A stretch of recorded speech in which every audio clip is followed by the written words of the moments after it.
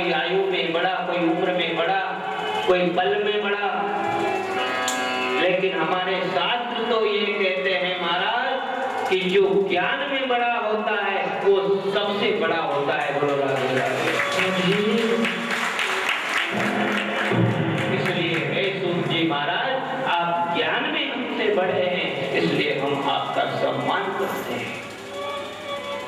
सब ऋषियों ने सूत जी महाराज का सम्मान किया और सिंहासन पर बिठाया। बैठिए महाराज, कृपा कीजिए। सूत जी महाराज विराजमान हुए और ऋषियों ने पूछा कि महाराज बताइए, संसार के जीव को मुक्ति कैसे बताओ। अगर तुम अपने लिए कुछ मांगते या अपने लिए कुछ पूछते ना तो शायद मैं नहीं बता पाता। सज्जनों, भागवत से हमें बहुत शिक्षा मिलती है। ग्रहण करने वाला चाहिए। इतनी लंबी उम्र वाले संत छोटी सी उम्र के 16 वर्ष की आयु के सूत जी महाराज से पूछ रहे हैं कि हमें मुक्ति का मार्ग बताइए, इस जीव का कल्याण कैसे हो बताइए। क्या प्रश्न किया संत महात्मा ने एक संत से। भागवत हमें कहती है सज्जनों कि संतों का क्षण कभी बर्बाद नहीं करना चाहिए। के मन में कुछ दया का भाव आया। नारद जी उस देवी, उस माता के पास गए और प्रणाम किया। हे माते, आप कौन हो और ये हालत तुम्हारी कैसी हो गई। उस देवी ने कहा, नारद, मेरा नाम भक्ति है, लोग मुझे भक्ति देवी कहते हैं। और ये दोनों जो मेरी अगल बगल में है ना, ये दोनों मेरे पुत्र हैं। एक का नाम ज्ञान है और दूसरे का नाम वैराग्य है।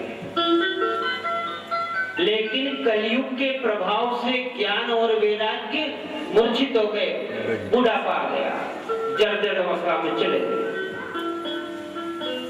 समझने की कोशिश करना। ज्ञान और वैराग्य कलयुग में बुढ़ापा पा लिया, पड़े हुए हैं, बुढ़े हुए। मतलब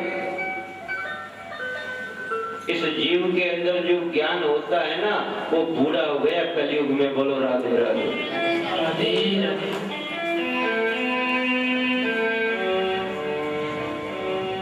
अब बुढ़ापा और बचपन तो एक सा होता है ना। अपने घर में अगर कोई वृद्ध है, दादा परदादा, तो उसकी और बालपन की व्यवस्था दोनों बराबर होती है।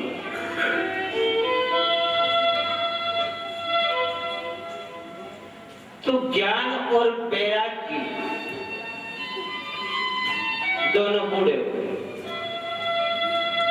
अब जब दोनों जीव के पास दोनों बूढ़े हो जाए तो वो जीव क्या करेगा। बोलो राधे राधे। और भक्ति देवी मूर्छित हो गई। उन्हें देख करके मेरे दोनों पुत्र बूढ़े हो गए, जवानी भी नहीं पाई, बचपन में बूढ़ा पा गया। मतलब क्या, आज का जीव पैदा होता है और पैदा होते ही उसका ज्ञान और वैराग्य दोनों बूढ़े हो जाते हैं, काम नहीं करता। उसको जगाने के लिए नारद जैसे संत की जरूरत है आज इस धरती को। नारद जी भक्ति के सामने खड़े हुए। ठीक है माता, तुम चिंता मत करो, मैं इसके लिए कोई सत्कर्म करूं, अभी ज्ञान, अभी गीता का पाठ करूं, वेद का पाठ करूं, अच्छे अच्छे शास्त्र सुनाऊंगा, इनका बुढ़ापा चला जाएगा। लेकिन महाराज बहुत कोशिश कर ली नारद जी ने, वेद उपवेद सब सुना दिए, सारे शास्त्र सुना दी। महाराज जब तक शास्त्र का पाठ चले तब तक बुढ़ापा दूर होता नजर आए, और जैसे ही पाठ बंद हो फिर बुढ़ापा आ जाए। कोई असर नहीं। नारद जी ने भगवान से प्रार्थना की, हे प्रभु क्या करूं, मैं परेशान हो गया हूं, जितने शास्त्र थे सब सुना दिए इनको, अब क्या करूं। नारद जी को परेशानी देख आकाशवाणी हुई सज्जनों की, हे नारद तुम चिंतित क्यों होते हो, इसके लिए सत्कर्म करो। सत्कर्म करोगे तो इनका बुढ़ापा दूर हो जाएगा, भक्ति देवी की मूर्छा दूर हो जाएगी। अब नारद चक्कर में पड़ गई कि और सत्कर्म क्या करूं। अरे इतने बड़े बड़े वेद सुना दिए, शास्त्र को पढ़ा श्रवण करवा दिया, गीता का पाठ श्रवण करवा दिया, इससे बड़ा और क्या सत्कर्म किया जाए। नारद जी के मन में बड़ी बेचैनी हुई, हल नहीं समझ पाए सत्कर्म क्या है। तो नारद जी महाराज बद्रिकाश्रम में पहुंचे और सनत कुमारों के सामने खड़े हुए। सनत कुमारों ने देखा और कहा, अरे नारद आज तुम्हारे चेहरे पे उदासी कैसी है। अरे तुम्हें देखकर तो रोता हुआ बालक भी हंस देता है, और आज जो दूसरों को हंसाता है वो खुद रो रहा है, खुद उदास है, क्या बात है। नारद ने प्रणाम किया और कहा, महाराज मैं पुष्कर गया जी में गया, कहीं मुझे शांति नहीं मिली। सब तीर्थों का भ्रमण करते करते मैं आपके पास आ रहा हूं महाराज। इस कलयुग में कहीं शांति नहीं है, कलयुग ने सबके बुद्धि के ऊपर अपना प्रभाव डाल दिया है। बोलो राधे राधे।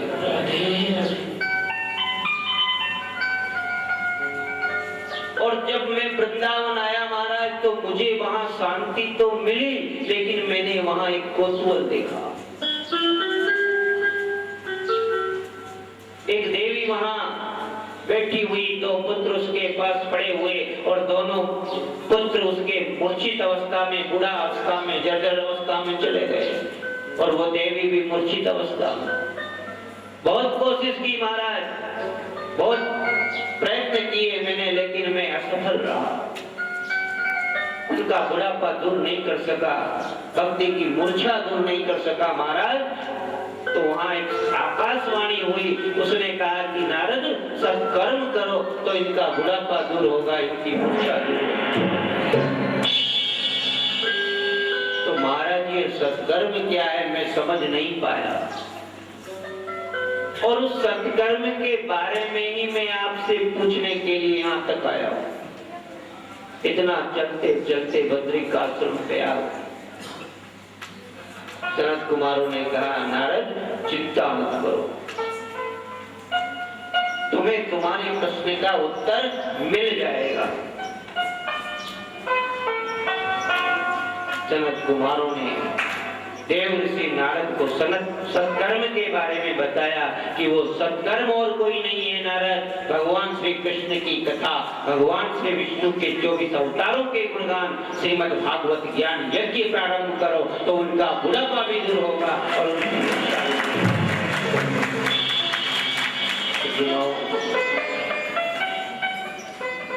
अब यहाँ एक प्रश्न खड़ा हो गया।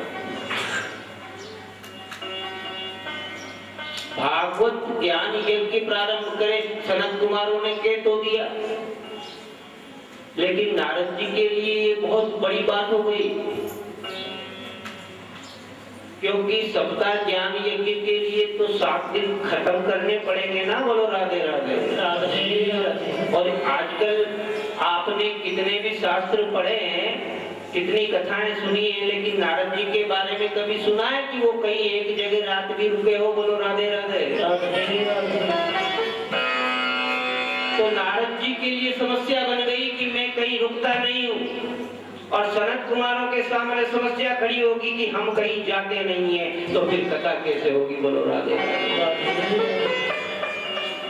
सनत कुमार अपनी जगह को छोड़ के कहीं गए नहीं, और नारद कभी एक जगह रुके नहीं। समस्या हो गई। नारद जी ने कहा महाराज आपने बड़ी जल्दी बता दिया ज्ञान यज्ञ करें, लेकिन ये सबका ज्ञान यज्ञ के बारे में मैं तो कुछ जानता नहीं हूँ। अब आप ही बताइए कैसे करें, क्या होगा इसमें, कैसे करना पड़ेगा। सनत कुमारों ने पूरा विधि बता दिया, भाई ऐसे होगा, 7 दिन तक सप्ताह ज्ञान यज्ञ प्रवचन होंगे और उनका आसन वहां लगेगा। ज्ञान वैराग्य भक्ति देवी तीनों को भागवत श्रवण करवाओ और उनका बुढ़ापा भगाओ, उनकी मूर्छा दूर करो। अब नारद जी ने सोचा महाराज वो बैठी वृंदावन में, हम दोनों अभी बद्री का आश्रम में, अब कथा क्या करें बताओ। तो सनत कुमारों ने मन में सोचा चलो ठीक है। नारद ने और एक और बात कही, महाराज कथा भी करें, तो मेरा मन होता है कथा भी आप ही करें, ज्ञान यज्ञ भी आप ही करें, आप ही के श्रीमुख से सप्ताह ज्ञान यज्ञ हम श्रवण करें। अब सनत कुमारों के सामने भी समस्या हो, क्योंकि सनत कुमारों के बारे में भी ये लिखा है कि वो एक जगह से दूसरी जगह कहीं गए नहीं। तो सनत कुमारों ने कहा ठीक है नारद, तुम्हारे मन में जो परमार्थ की भावना है, दूसरों के हित के लिए तुम, दूसरों के कल्याण के लिए तुम बात करते हो, तो हम भी राजी हो जाएंगे, हम भी बद्रिकाश्रम छोड़ के चले जाएंगे, लेकिन तुम्हें भी करीब आना पड़ेगा। कुछ तुम भी चल के आओ, कुछ हम भी चल के आए और मध्य में कतार। तो बद्रिकाश्रम से कुछ नीचे की ओर पड़ता है सज्जनों हरिद्वार, ठीक मध्य में वृंदावन से बद्रीनाथ और उसके ठीक मध्य में आता है हरिद्वार। तो दोनों के बीच में आकर के कथा करेंगे। नारद जी राजी हो गए, ठीक है महाराज, थोड़ा तुम चलते हो हमारे लिए, तो तुम्हारे लिए थोड़ा हम भी चल देंगे, हम भी रुक देंगे। क्योंकि जो जीव परमार्थ के लिए सब कुछ त्याग करता है सज्जनों, भगवान उसकी इच्छा, उसकी मनोकामना पूर्ण करते हैं। नारद ने परमार्थ के कल्याण के लिए, भक्ति देवी के मूर्छा दूर करने के लिए, ज्ञान वैराग्य के बुढ़ापा दूर करने के लिए 7 दिन एक जगह बैठना भी स्वीकार कर लिया। क्यों कि अगर हम बैठ जाएंगे तो दूसरों का कल्याण हो जाएगा। ये होती है सज्जनों एक संत के मन की भावना। अगर वहां कोई नारद की जगह दूसरा होता तो महाराज आप जानो, आपकी भक्ति जाने, हमें क्या मतलब, उनका बुढ़ापा हो या जवानी हो, हमें कोई मतलब नहीं। लेकिन सज्जनों नारद जैसा संत शायद इस पृथ्वी पे कोई दूसरा होगा। ब्रज में तो एक कहावत है सज्जनों कि नारद जिसने जो बात कह दी उसको कोई रद्द कर ही नहीं सके, उसका नाम ही नारद है, उसे ही नारद कहते हैं। और नारद जी की सबसे बड़ी विशेषता रही है सज्जनों, नारद जी से भी बहुत शिक्षा मिलती है, लेने वाला चाहिए। आपको पता है, हम एक छोटी सी बात आपको बता देते हैं, आज के जीव में कितना बदलाव आ गया है। आपने सुना है कि सभी देवताओं के पास अपनी अपनी सवारी थी। बोलो राधे राधे। दुर्गा के पास शेर की सवारी, सरस्वती के पास मोर की सवारी, भगवान को गरुड़ की सवारी, सभी देवताओं के पास अपनी अपनी सवारी थी, लेकिन नारद के पास कोई सवारी नहीं, कोई सवारी नहीं। लेकिन नारद 24 घंटा पृथ्वी पर भ्रमण करते, तीनों लोक में नारायण का भ्रमण चालू रहता और बिना हाथ में लिए हुए प्रभु का चिंतन करते हुए भ्रमण करते।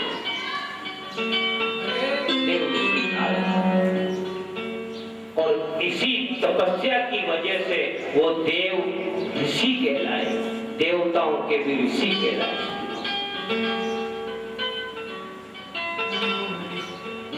अगर नारद जी को कहीं जाना होता तो वो कोई देवताओं को कहते कि लाओ देवता तुम्हारी थोड़ी सवारी मुझे दे दे, तो कोई देवता मना करता क्या? तुरंत दे देता, लो ले जाइए, आप जाइए। लेकिन नारद ने कभी किसी से सवारी नहीं मांगी और अकेले भ्रमण किया बिना लेकर के, कोई सवारी नहीं मांगी। और आज के हमें इस कलयुग में कितना बदलाव आ गया है। 1 किलोमीटर भी जाना होता है पैदल तो भैया जी ने कह दिया लाओ, उसकी गाड़ी ले आओ, उसकी बैल ले आओ, उसका मोटरसाइकिल ले आओ, उसका जीप ले आओ। मांगने की आदत इस जीव को हो गई है। थोड़ी देर के लिए हमारे पास हमारा साधन कहीं बाहर गया हुआ है और हमें उसी समय जाना है तो भेज देंगे पड़ोस में, जाओ उसकी गाड़ी ले आओ, दे देगा, चले भी जाओगे आप, कोई दिक्कत नहीं। लेकिन वहां ये मांग शब्द जो आया है दिनों, ये सम्मान को कलंकित करता है। बोलो राधे राधे। मांगन से मरना भला मत कोई मांगो भी। सज्जनों, मांगना किसी भी तरह हो, किसी भी बात का हो, वो भीख आता है। जरूरी नहीं कि कोई साधु या कोई संत मांग रहा है तो वो वही भीख मांग रहा है। हम भी मांगते हैं, हम भी भीख मांगते हैं। कोई जरूरत पड़ी दूसरे से मांगा, वो भीख।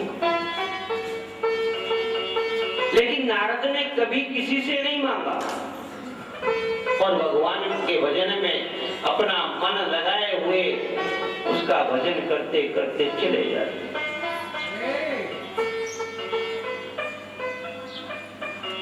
और आज भी परमार्थ की भावनाओं को लेकर नारद ने सनत कुमारों से प्रश्न किया और उसी की वजह से सनत कुमार राजी हुए कि तुम्हारा कोई हित नहीं है नारद, इसमें मैं जरूर चलूंगा। हरिद्वार आए, सुंदर व्यास मंच की स्थापना की और भागवत महापुराण को स्थापित किया।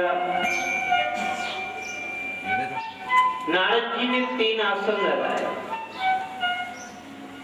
एक ज्ञान के लिए, एक वैराग्य के लिए और तीसरा भक्ति देवी के लिए। और अपने लिए एक आसन और लगाए। अब नारद जी तो विरक्त है ना, अकेले